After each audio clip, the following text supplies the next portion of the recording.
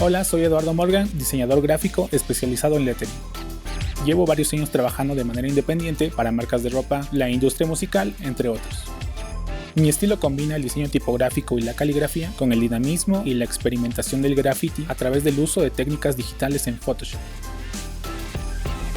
La luz y los fenómenos que ésta provoca los tomo como inspiración para generar nuevos conceptos, experimentando con texturas y paletas de color vibrantes.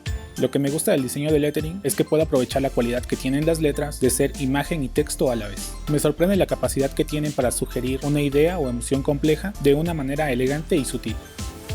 En este curso de doméstica aprenderás a crear piezas de lettering digital. Como proyecto final diseñarás un póster basado en tu película o serie favorita, tomando como referencia su paleta de color. Primero observarás cómo se comportan algunas herramientas en las letras. Te diré la diferencia entre caligrafía y lettering y comenzaremos con ejercicios para soltar la mano. Verás cómo redibujando las letras en Albanene podrás tener mayor expresividad. Deformaremos la altura y la línea base en pro del mensaje que queremos proyectar. Dibujaremos nuestro proyecto final y te compartiré tips de composición dependiendo del mensaje que busques transmitir. Ya con el boceto listo lo escanearemos y te mostraré mi proceso de vectorización en Illustrator con la herramienta Pluma. Te enseñaré a compensar el peso de las letras para encontrar el equilibrio en la composición. Te compartiré mi método para organizar las capas del archivo y exportarlas a Photoshop para que nos respete la misma organización.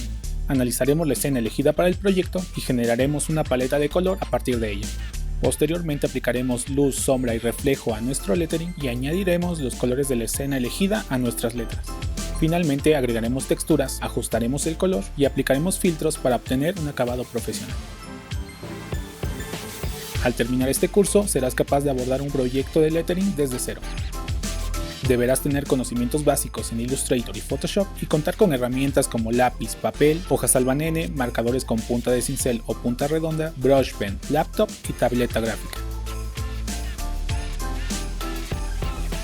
Este curso está dirigido a diseñadores y entusiastas de lettering.